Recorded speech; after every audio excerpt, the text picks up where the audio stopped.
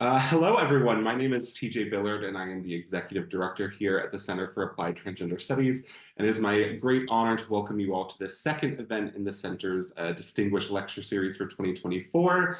Events in this series feature world-leading trans scholars discussing their own original research with a broad audiences of scholars, practitioners, policymakers, and interested laypersons. And all of these events, just like this one, are virtual, free to attend, and open to the public. And at the end of today's event, I'll announce the next speaker in the series, so make sure to stay until the end for that. But without further ado, let's get to today's speaker. Zein Murib is an associate professor in the Department of Political Science at Fordham University, where they are also affiliated with the Women's Gender and Sexuality Studies program.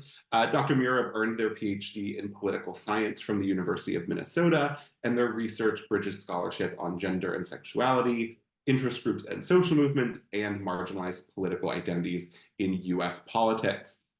And today they will be sharing a talk with us about their recent book, Terms of Exclusion, Rightful Citizenship Claims and the Construction of LGBT Political Identity.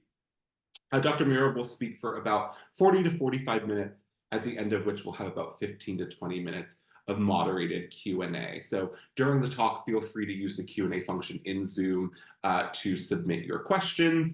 And that should be it. Dr. Murib, the room is yours. Great. Thank you so much for that introduction, TJ. Just to double check if people can see my slides. I guess I can't see you to know, but I'm going to, you can't. Yeah. Okay, great. So again, I want to thank TJ and the Center for Applied Transgender Studies for the invitation to present my work. I've been following the Center for Applied Transgender Studies from the Jump and the New Journal, and so I'm really excited to present here and to this audience. Today, I'll be presenting an overview from my new book, Terms of Exclusion, Rightful Citizenship Claims and the Construction of LGBT Political Identity. But before I begin, I want to briefly use current events to contextualize the stakes of the arguments I'll make. So just this morning, looking at the news, Florida is once again making headlines, this time for passing HB 1639 out of committee. This is a bill that would prohibit people from updating their sex marker on state documentation. Additionally, the Tennessee governor just signed a bill into law that would allow public officials to refuse performing same-sex marriages, which puts Obergefell on a collision course with the Supreme Court, where it will likely be overturned using similar logic or jurisprudential logic as the 2022 Dobbs decision that overturned Roe v. Wade. And I highlight these developments because they address a key theme in my book, specifically the limitations, pitfalls, cautions of using rights claims or celebrating rights wins for creating enduring and meaningful change. And so, although I will focus primarily on the racial dimensions of how rights claims exclude those most vulnerable, I think that these current events, which are just a small sample of the really frightening things that are happening recently, to provide anecdotal support for the critique of rights that I will lay out. Before I dive in, I just want to go through kind of the roadmap. I'll be talking about the political and academic contexts that inform this work, especially when I present to audiences where there are graduate students or people who aren't academics. I like to just give a sense of the background for the project. And then I'll segue into my research questions and main argument, existing scholarship. I'll briefly talk about my archive and approach. If people have questions about that, I'm happy to address it more thoroughly in the Q&A. But I really want to get to the empirical examples that show you what I found in the archive that support my argument. I'll briefly wrap up, and then hopefully we'll have time for some Q&A. So to begin, I want to talk about the beginnings of this project, which started over 10 years ago at this point. And the first is the context of starting graduate school in 2008, which was a moment of significant contestation over gay, lesbian, and bisexual social and political standing. This took place mainly in the form of sustained back and forth over the legalization of same-sex marriages in some states and the outright constitutional bans of it in others. It was during this time that there was a real hardening of positions in response to the status of citizenship for sexual minorities. So fast forward to 2010, I was TAing for a class at the University of Minnesota, and a student visited my office hours to discuss the course material. And during our discussion, the student identified themselves to me as LGBT, which I found really striking at the time. I mean, surely this student didn't mean that they were simultaneously a lesbian, a gay man, bisexual, and transgender.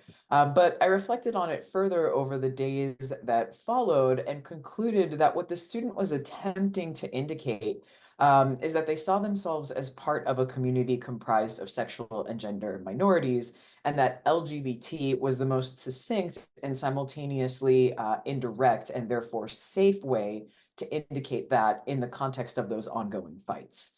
And that is the first part of how I came to this project, specifically thinking about how LGBT came to circulate not as an initialism or a set of letters to indicate a collection of discrete identities, but a noun unto itself to connote sexuality and gender. And so my first publication in grad school was this keyword entry in the first issue of TSQ. After that, the other factor was my actual graduate school training in feminist theory, specifically intersectionality and American politics. And so those of you in the audience who are political scientists or social scientists or critics of political science, which is completely valid, are perhaps all too familiar with the somewhat cult-like obsession with operationalization or efforts to measure identities as discrete and independent variables. So, as one does in grad school, I dutifully studied statistics and survey design while also knowing with a degree of certainty that gender and sexuality are far more complicated than simple categorical variables or buckets to contain and describe the most intimate aspects of one's subjectivity. So this led me through a kind of long and widening path through the social science scholarship and feminist theory, both in and out of political science, to formulate an approach to political identities beyond simple dichotomies like black and white, gay or straight, male or female, or man or woman. Out of this line of thinking was a book chapter in LGBT politics on LGBT as a category of analysis in political science and social science more broadly. The next factor that shaped this project was coming out as queer in 1996 in Denver, Colorado, and observing that most of the social and political spaces labeled as gay and lesbian cater to a predominantly white crowd of gay men and lesbians interested in securing their rights. This was in contrast to what I was exposed to later on in college in the form of queer activism that aimed to disrupt this idea of sexuality as fixed, related to whiteness, and attached to rigid ideas about gender. The key lesson that I got during this engagement with activism was that we all have sexuality and we all have gender. And it was from these experiences that I was curious to investigate who gets to identify as part of the LGBT community and who does not. And so thinking about this in relation to existing scholarship, this included reading work by third world feminists on gender as a category of analysis, or to put this in the language of social science, something to denaturalize and deconstruct as a dependent variable.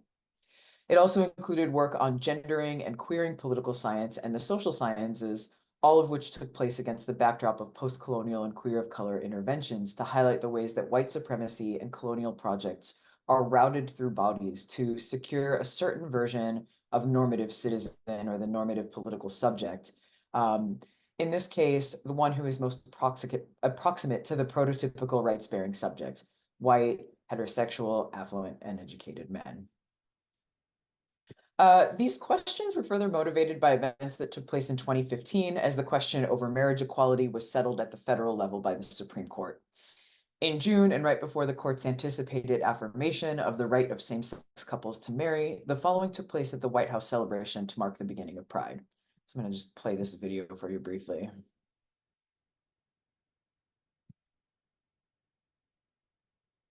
DemocracyNow.org, The War and Peace Report. I'm Amy Goodman with Nermeen Sheikh. President Obama's immigration policy came under direct challenge Wednesday at the White House. As Obama spoke to a gathering celebrating LGBT Pride Month, an undocumented LGBT activist from Mexico called for an end to deportations. I want to thank all of you advocates, organizers, friends, families for being here today. You know, over the years, we've gathered to celebrate Pride Month, and I've told you that I'm so hopeful about what we can accomplish. I've told you that the civil rights of LGBT Americans.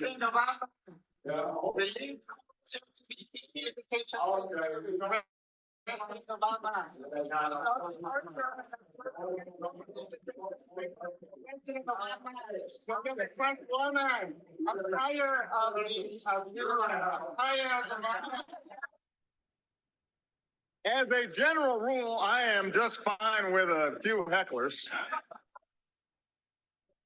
but not when I'm up in the house.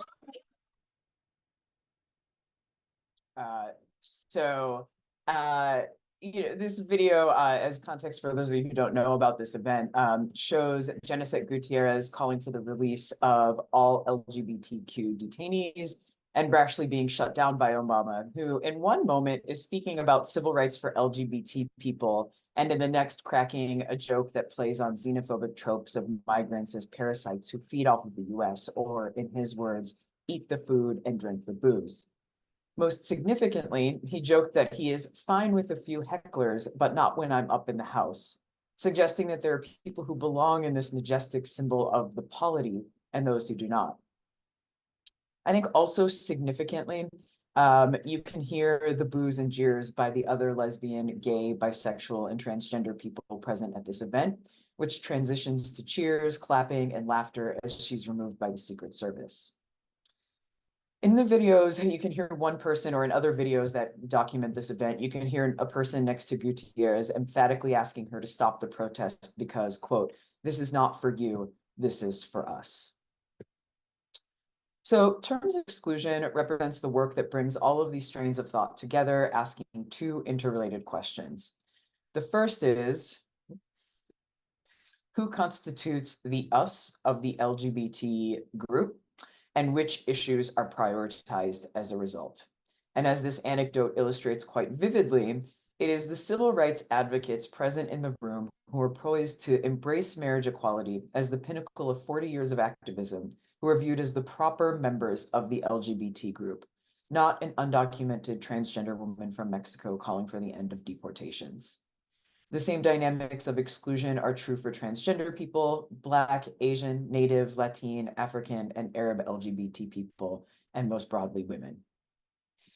In this book, I argue that the erasures that these groups confront, much like the silencing Gutierrez faced that day at the White House, are to be expected, and that they are set in motion by what I term rightful citizenship claims. More specifically, when political actors articulate grievances and proposals for resolving them based on the presumption that the state is deliberately denying certain rights to which claimants are entitled to as citizens, they explicitly assert their status as normative citizens who, but for their difference, would be folded into the rights and protections guaranteed by the state.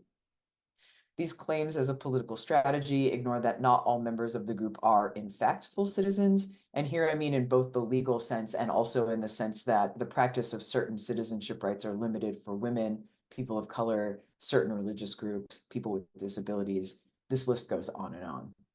So let me elaborate what I mean by this by breaking it down in relation to existing strands of scholarship. This project builds on what political scientists and other social scientists, science disciplines already know about groups' identities and agendas. For example, in political science, we know thanks to work from Kathy Cohen, Christina Beltran, and Dara Strolovich, that groups are presented as unified entities on the political stage, but are in fact comprised of heterogeneous memberships and subject to what Strolovich refers to as hierarchies of membership. In other words, each of these studies shows us how some members of the group are taken as representative and others are left behind. And this is true for Black, Latin, and as I argue in terms of exclusion, certain members of the LGBT group. In this way, this project is intersectional because I'm interested in investigating the way institutions, laws, policies, and ideologies elevate the experiences of some and simultaneously foreclose opportunities for representation for others. In this study, that institution and ideology is citizenship. Here I draw primarily on scholarship that is critical of citizenship, particularly Amy Branzel's work, which shows us how the state uses citizenship as a sorting mechanism to not only allow legal standing for some groups, but also pit those groups against those considered non-citizens. Judith Sklar comments on these dynamics as natural outgrowths of the founding era's focus on granting citizenship to some, landowning white men, to the exclusion of others, most notably enslaved people from Africa, as well as Native people and women. Patricia Hill Collins names these tensions directly in her observation that citizenship, quote, pivots on multiple contradictions, namely those of the citizenship rights promised to US citizens juxtaposed to differential group discrimination. In other words, citizenship here is not just a legal status, but also a highly symbolic one that functions politically and symbolically to create tiers of membership with race, gender, sexuality, class, and religion as some of the key ways these distinctions are made. I use these literatures to argue that when activists and advocates make citizenship claims, they do so in full recognition of the fact that it only brings those members of the group who are closest to the prototypical rights-bearing subject over the finish line, white straight men. Finally, I build on some new scholarship in political science on LGBT politics. This work examines the use of rights to enhance political standing and equity for lesbian, gay, bisexual, and transgender people. And it engages main questions about rights claims. Some of these include, do they foster dialogue about how to secure equality, or do they only provide a superficial solution to social and political problems? In other words, do they only offer a band-aid as opposed to lasting structural change? Weaving these three literatures together allows me to make three interventions, or I think it's just two, actually.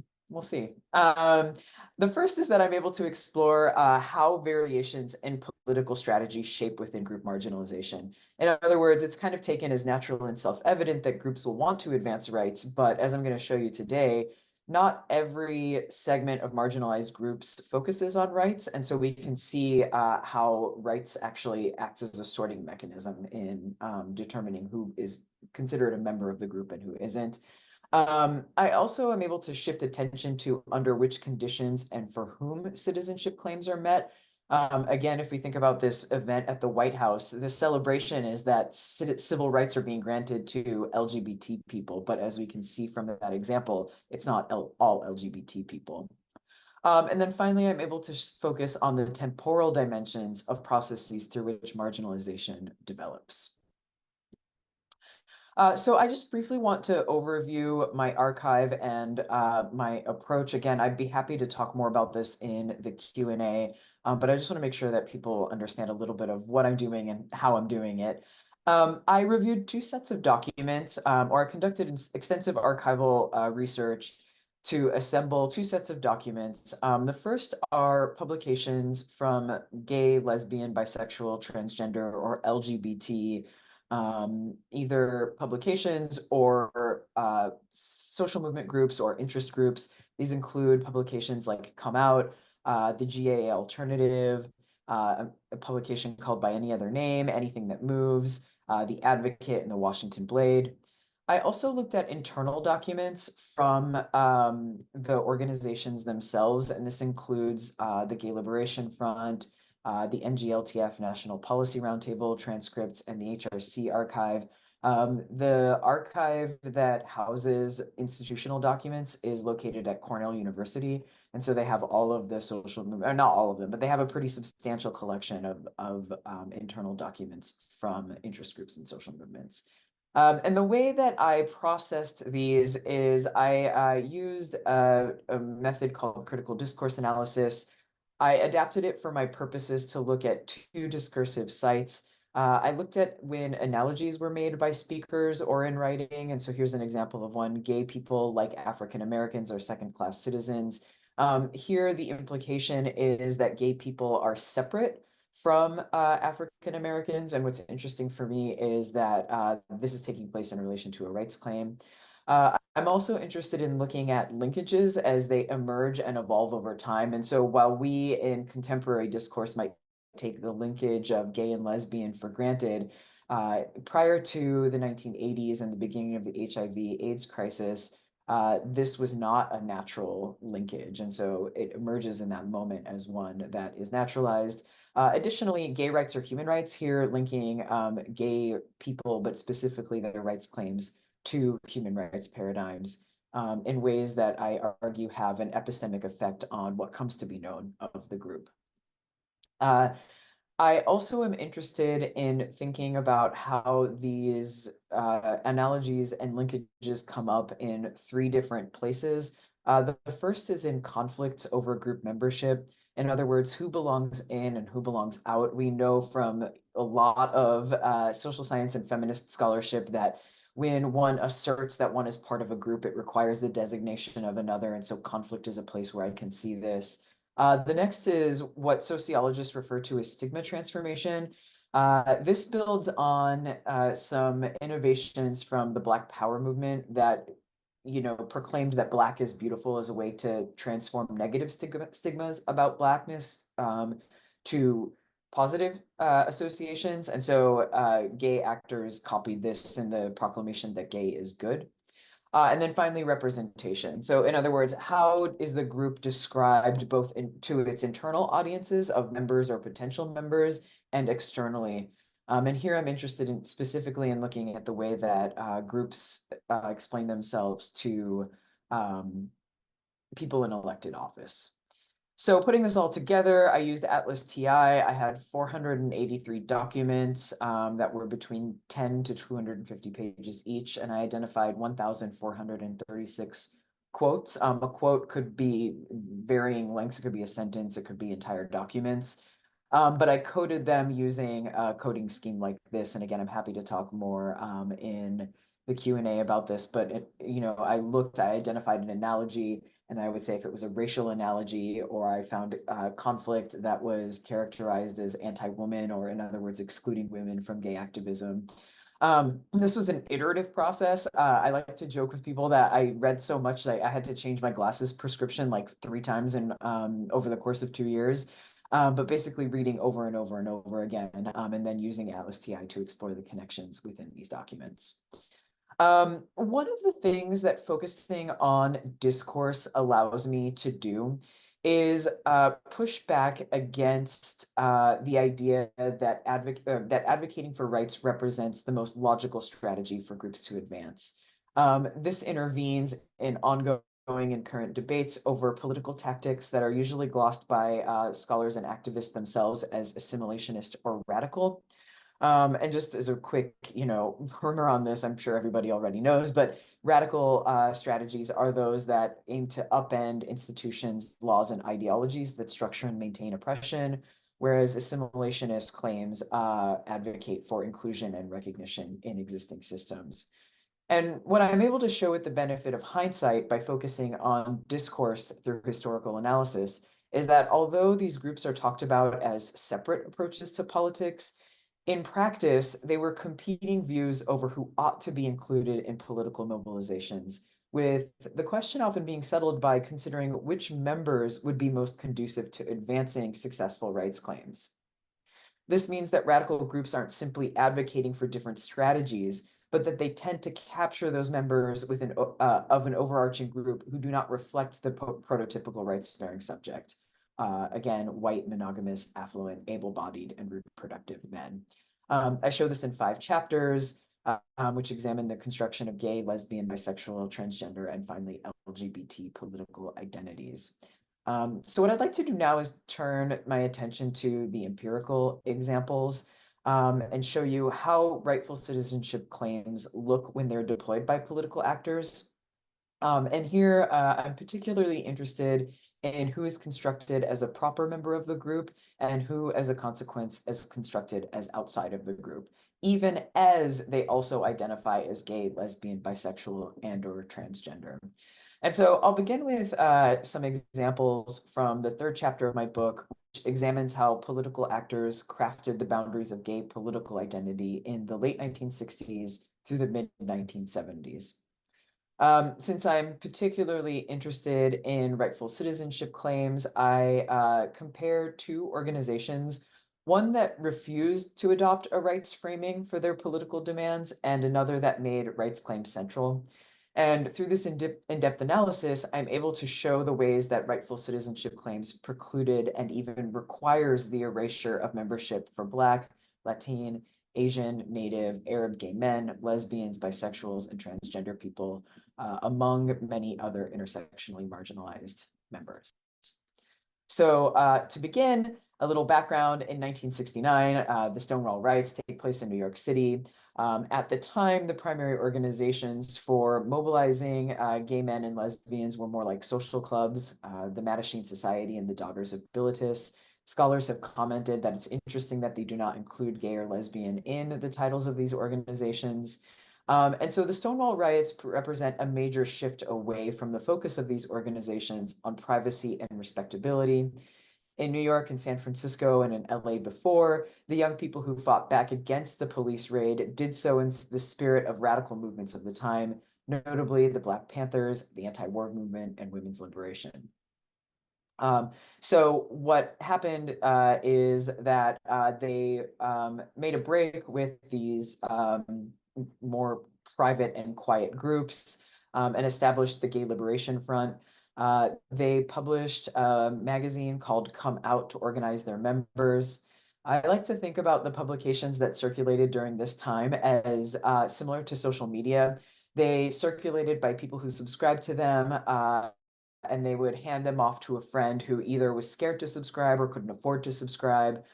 There was very broad circulation, which was reflected also in the pages. So there were featured writers who were the staff of Come Out or members of the Come Out organizing committee, but then there were also regular writers who came from the audience itself. So like thinking about this as a bit as like, commenting on a message board or something like this.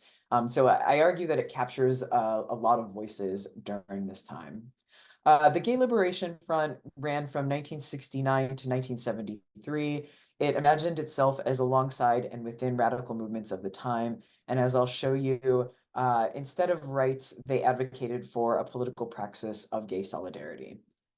So here's an example of one of the first articles in the first issues. It's titled In the Movement, and I really like this. It basically is the transcript of a dialogue amongst three leaders in the movement, one of whom says, "Liberation to me is seeing 35 or 40 homosexuals marching as homosexuals in a vigil to free political prisoners.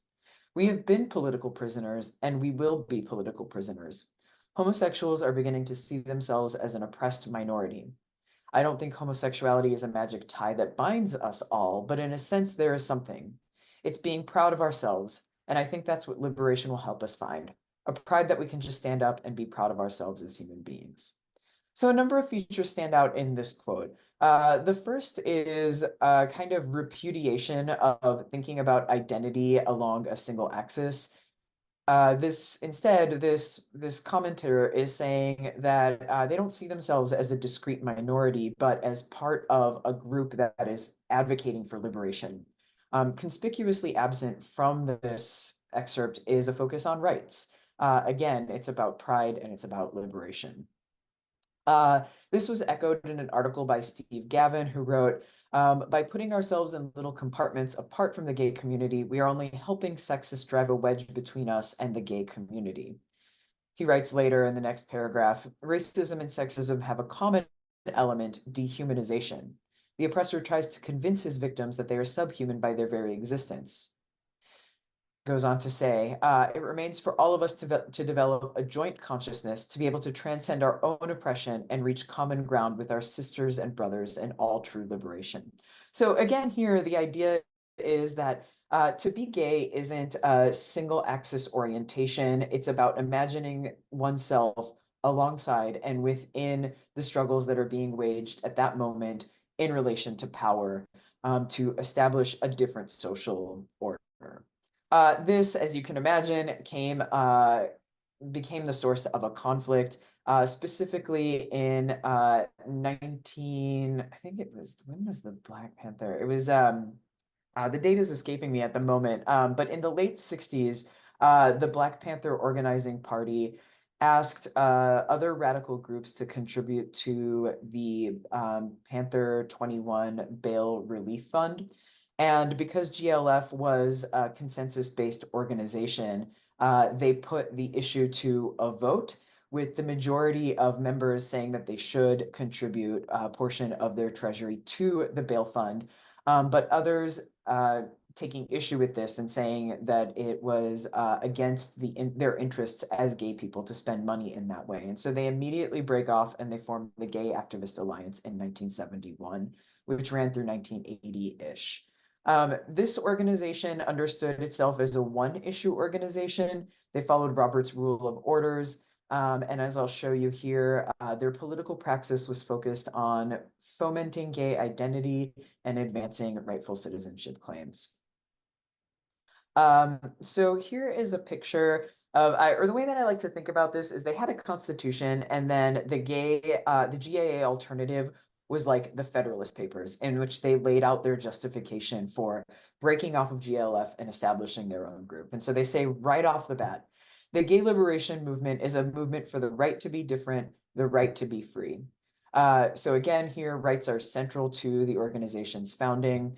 They also were adamantly a one-issue organization. What this means is that, bound by its constitution, the organization as such does not involve itself in other causes, issues, or actions beyond those directly related to the liberation of gay people. In case you're wondering what a gay issue is, then, they define it somewhat circularly here. What is a gay issue and what is not? A gay issue is one that immediately affects gay people as gays. Many of the social and political problems in our society naturally affect homosexuals as much as they do non-homosexuals, but the GAA does not relate to these as gay issues.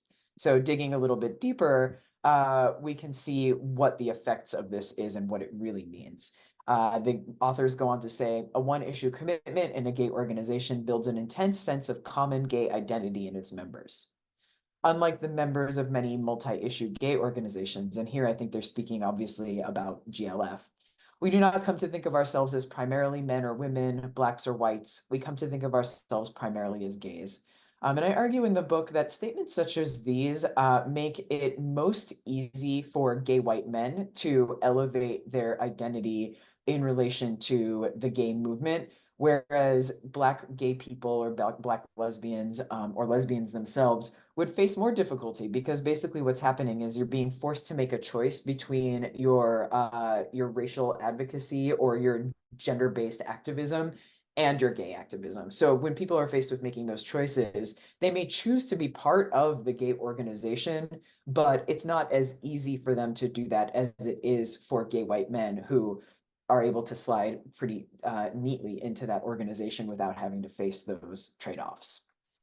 Of course, this came under fire. This is a letter written by Arthur Bell, who is a Village Voice journalist.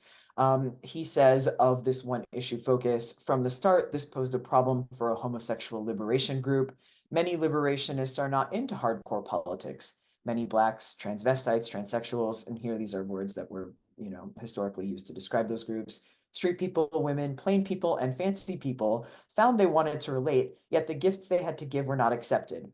Understandably, they deserted us. This fact had to be obvious to the people at the top of the family totem pole, but they set GA up as a political reformist organization according to the Constitution, period.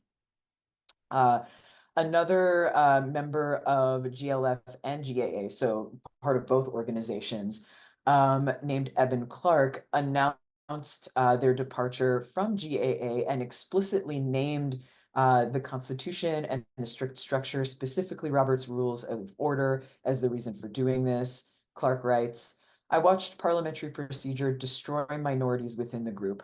Minorities that did not know how to use parliamentary procedure for them, and so had it used against them. I soon discovered that while I was talking gay liberation, those in control were talking gay power. While I was talking gay freedom, they were talking politics.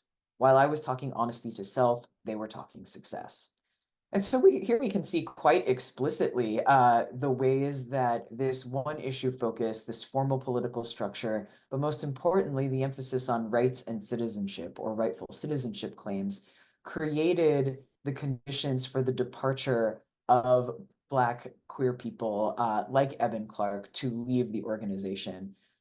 Clark finished this article by announcing that they would be leaving the GLF and GAA to focus on their racial solidarity organizing. And I think that this is a really important point. The historian Emily Hobson talks about how there's this fiction that the radical movements just disbanded or disappeared. But in reality, what happened is as the gay liberation movements moved more towards rights and inclusion, those who didn't advocate for those strategies just found homes in other radical groups. And so what this means moving forward is heading into the 1980s and the AIDS crisis is that gay rights gay mobilizations became associated or collapsed with gay rights. This is different from gay solidarity. There's a focus on gay identity, particularly through coming out, and a focus on formal political action that relied on the exclusion and denigration of radical politics. So now we're to the 1980s. I want to fast forward to the late 1990s and early 2000s when a series of meetings called the National Policy Roundtables were convened by what was then called the National Gay and Lesbian Task Force. Now it's simply known as the Task Force. These roundtables took place between 1997 and 2001. They convened biannually, and there was anywhere between 20 and 40 executive directors present. And the political praxis from the beginning was one that focused on coalition and critical mass. But what I'll show is that over time, it quickly evolved to focus on rights. So here are the minutes, and this is actually really incredible. The minutes are transcribed verbatim in the archive. So this is what I'll be presenting to you.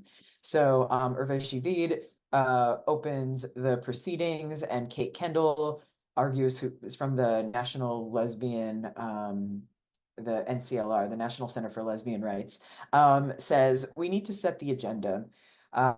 Here she's speaking specifically about NCLR. We are mostly reactive as a legal organization responding to legal problems within a legal structure. Outside of that is more diffuse and makes it difficult dealing with issues outside the structure. The radical right is organized. They speak with one voice on queer issues. Our community is not adequately poised to respond. The gay agenda is not capable of definition. There's a lack of coalescence. She goes on to say, how can we speak with one voice while honoring our differences? Would like to have an agenda for our community. So here there's kind of this open understanding that there really isn't an agenda that unites the group, and the question becomes, what can that agenda be? Jessica Xavier says, we really need to stop trashing each other. We cannot possibly ask our straight society to respect us if we don't. Internalized self-hatred can victimize us. I argue in the book that this sets the stage for a focus on respectability politics.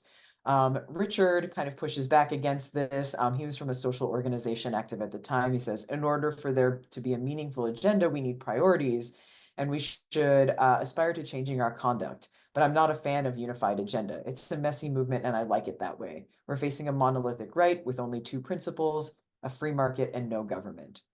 And finally, Tony from my favorite organization name ever, Transgender Officers to Protect and Serve, or TOPS, says, and I think kind of brings this argument home, we in this room do not enjoy any rights. One simple issue, civil rights. We need to think central, core at this time and work as a collective. So coming out of this early meeting, there's a focus on rights, a turn to rights again. And as you can imagine, this again created some issues, especially for those who didn't want to advocate for rights, but then also who were not closest to that prototypical rights-bearing subject. There's a focus on morality of the same-sex sexuality and the right to be families, just different. But pretty early on, the question of how to increase diversity comes up. So in 1999, a special meeting was convened to address this question. Vade opened the meeting saying, why is it that mainstream GLBT organizations are led by white activists? What are the political and structural reasons for this? What can we do to strategize and change this over the next 3 to 5 years? So those of us in academia will be familiar with what happened next. This is a chart that was presented by Barbara Johnson, who was brought in as an outside consultant to advise on diversity. And she presented this image, and she said, you know, white people see the GLBT movement this way. They see everybody and the GLBT movement as a subset of that. and then people of color as within the GLBT movement, and that in order to become part of the GLBT movement, you have to migrate out of your POC or people of color movement in order to join the GLBT movement. This is in contrast to people of color's perspective, which I think looks like the cover of every book on intersectionality ever published, with these overlapping circles. She argued that these groups aren't mutually exclusive. In other words, people of color should not have to leave the GLBT movement or leave their organizing on behalf of racial issues to join the GLBT movement, but that instead people of color view these issues as overlapping. Phil Wilson, who's an AIDS activist and leader in Black gay social movement organizations and interest groups, named these exclusions or the problem much more explicitly. He said, "What is our message? The core of the message is that we are just like you." Well, if you can imagine that statement being said in the current Congress with its old white men, what does it mean to be just like them? These are old racists. What does it mean to be just like them? The goal is not to make me equal by diminishing my Blackness just to be like them. That is not the goal. He went on to explicitly name rights as the issue here. He said, "I once said about the definition of gay rights are the rights of white GLBT people to oppress the rest of us like straight people." So I'm coming up on time, but I want to talk briefly about the role of HRC or the Human Rights Campaign in all of this. People in this meeting went on to spend a lot of time lambasting the HRC. One participant said, the HRC has built a racist structure. This speaker went on to say, we have to talk about this, about how that place had an event in this city, the city being Washington, D.C., which is, a predominantly Black city. This city in which there were no Black faces there. The social justice is that Black gay men, when they are left out, not represented, they are left alone and they are left to die. So here, the speaker is naming very explicitly how the Human Rights Campaign, and it's very convenient for the argument that I'm making that it has rights in the title, requires the exclusion of Black people from its meetings, from its agendas, in order to do the work that it's doing. And the speaker names the consequences in really stark terms. It is literal and figurative death for those people who are left out. The following meeting, so this is the last meeting that happens before 9/11. I don't have transcripts of the meetings that happened after 9/11, but there were actually a number of organizations that staged their departure from the group based on inaction with respect to including minorities, broadly construed. So Deb, who represented BiNet, which was a bisexual social movement and interest group, said, "I've enjoyed all of these meetings tremendously. I feel that these meetings have helped in developing professional relationships, but only 3 presenters included bi and trans language. The NPR participants, I feel personally, have really gotten better at this. I leave still with sadness of the funding panel and a lot of opportunity and tactical decisions." She goes on to say, "There's a level of understanding that doesn't exist. Very practical things like, does any group even give 1% of bi programs in the organization?" So again, here she's saying, you're not naming bisexual people except nominally, right, in your activism, and therefore I'm going to leave. Roger, who came from a state level organization, said, "This is also my last meeting. I was troubled that we didn't integrate race into this discussion since that was the center of the last meeting. The work that Nadine and I do, working with people at the state level, this has been in discussion and has come up very naturally and appropriately, and a lot more attention is being paid to the states than when we joined the roundtable." So in other words, this participant is saying that an insufficient attention to race and the focus on rights, citizenship, inclusion, morality, respectability are the reason that he will be leaving the organization. So after 2001, I argue in the book that, a number of things take place that solidify the focus on rights. HRC and the NGLTF add LGBT to their mission statements. So there's this gesture towards nominal inclusion, even while it's primarily based on the interests of white gay men and some lesbians. The political agenda is comprised of repealing Don't Ask, Don't Tell, or seeking to serve openly in the military, marriage equality, and queer gains traction as a result of these exclusions as a way to index opposition to these political goals. I'll just wrap up real quickly with three main points. Rightful citizenship claims I show in the book create the conditions for the exclusion of those who are less proximate to the prototypical rights-bearing subject. The solution to this, because I think, when I first started presenting this, I got pressed on this a lot more than I do now. I think we're starting to see the peril of rights claims. But the solution is grassroots agenda development as intersectional political praxis. In other words, focusing on liberation via structural changes and working at local levels to enact those changes and shifting attention away from rights. So I'll end there. Thank you very much for paying attention, and I look forward to your questions and comments.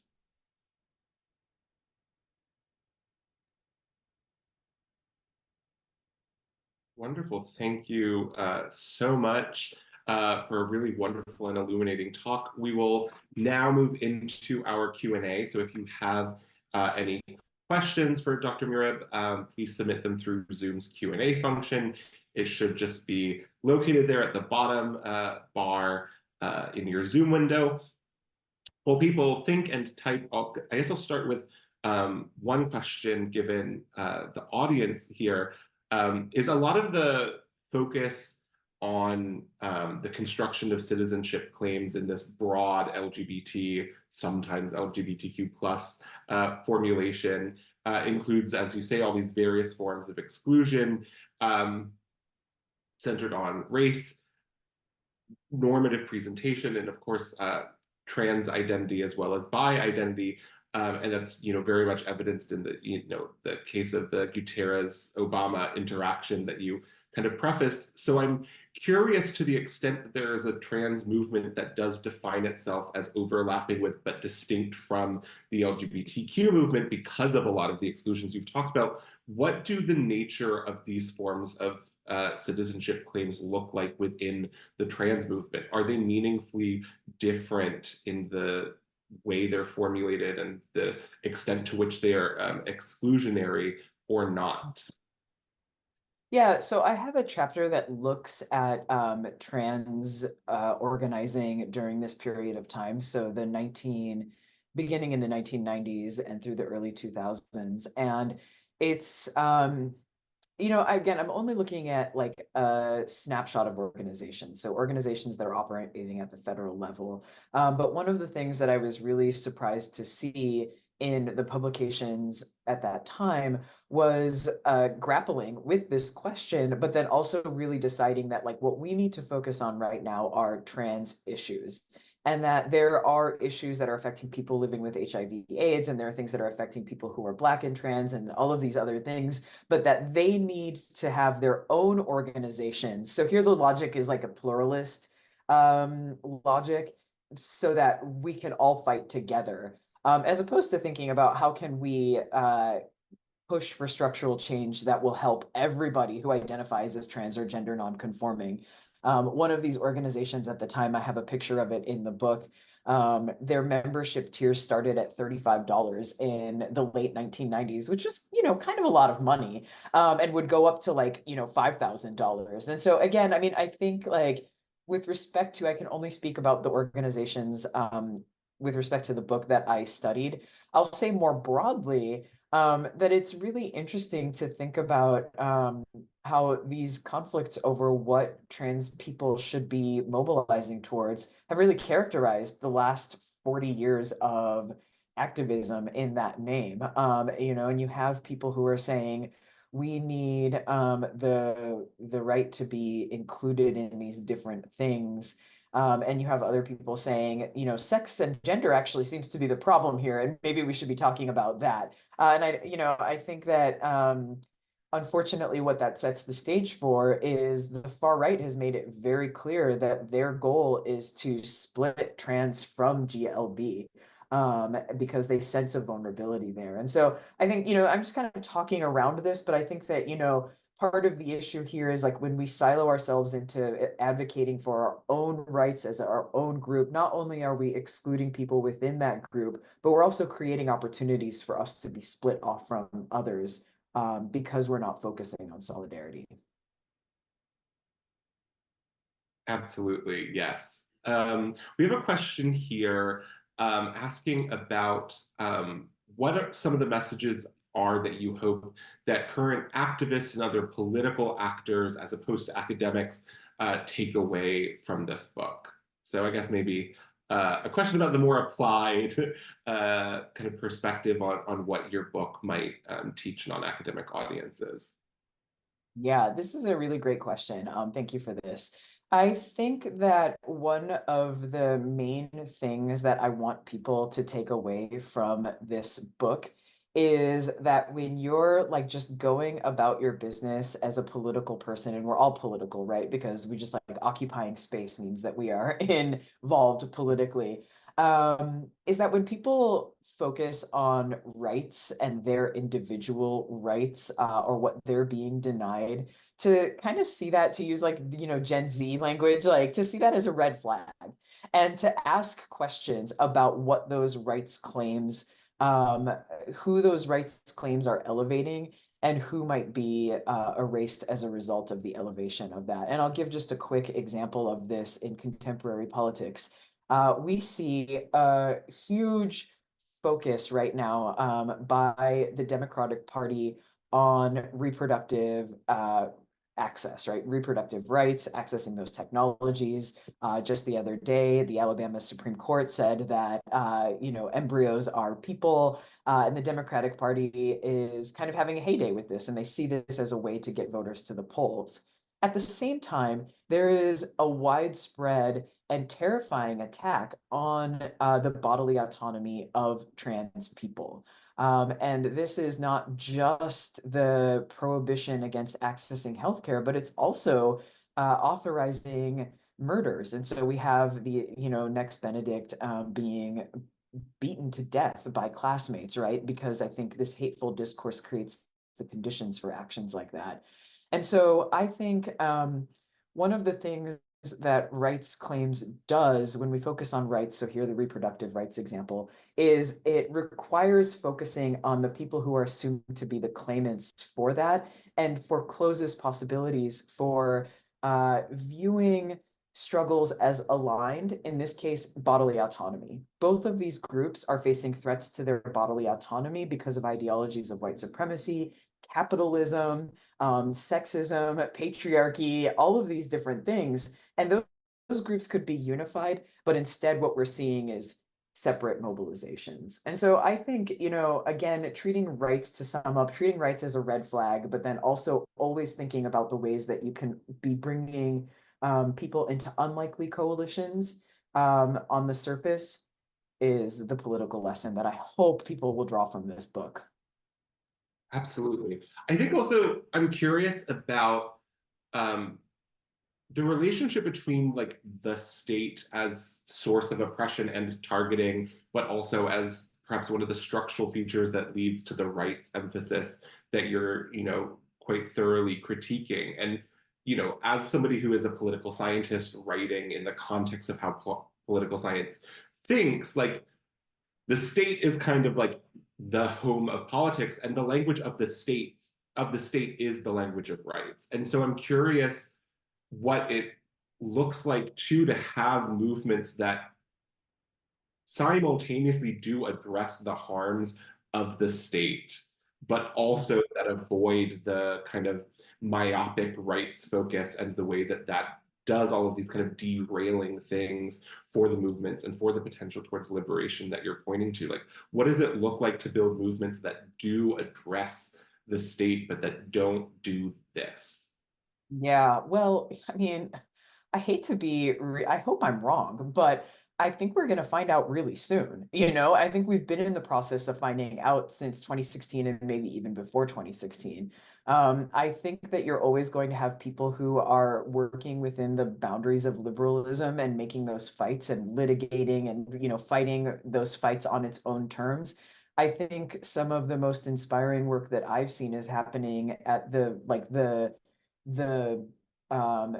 most proximate levels of the polity, the most local levels, right? Where it looks like trans people asking each other, okay, you know, you can no longer access tea in your state. And so I have to, like, how can I get this to you, right? And the kind of organizing that trans and queer people have always had to do to make sure that we are taken care of while that fight is also happening. And I think, I mean, if you had asked me in 2016, like, what do I think the prognosis for liberalism is? I would say, I don't know. I think it's here to stay. Now, I mean, I think we're kind of veering towards potentially the logical conclusion of liberalism and neoliberalism. And I think that, what we do in the midst of that transformation and in the aftermath will be really consequential and important.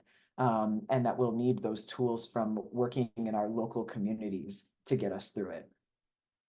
Yeah, absolutely. I think very much aligned with a lot of even my own work on trans movements there. That does, I want to be conscious of time. I'm sure we all have lots of things to do today. So I'll kind of bring us to the end of our event. But thank you so much to Dr. Murib and to all of you so much for being here.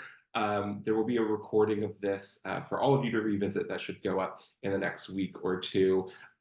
Please be sure to join us also for our next event in the Distinguished Lecture Series. And that event will be held on Wednesday, March 27th from noon to 1 p.m. Central Time, when we will hear from Christoph Hansmann, who will be discussing his recent book, Care Without Pathology, How Trans Health Activists Are Changing Medicine, which is currently out from the University of Minnesota Press. So to register for that event, you can visit cats.events/Hansmann, spelled Hansmann.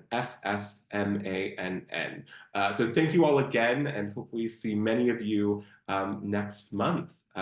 Thank you and goodbye. Thank you.